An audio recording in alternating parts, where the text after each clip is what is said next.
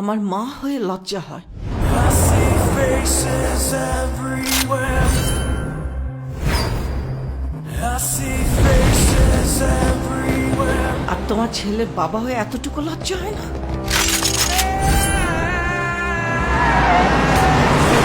উনি একজন drug addicted. উনি একজন রেপিস্ট।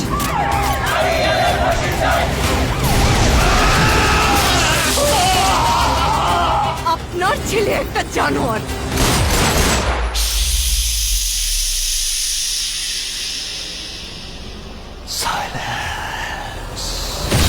ওর এখনই এই অবস্থা, ওর ফিউচার কি? আমি আমার ফিউচার নিয়ে ভাবি না, অতীত নিয়েও ভাবি না। আমি শুধু একটা জিনিসই ভাবি, নিতু শুধুই আমার।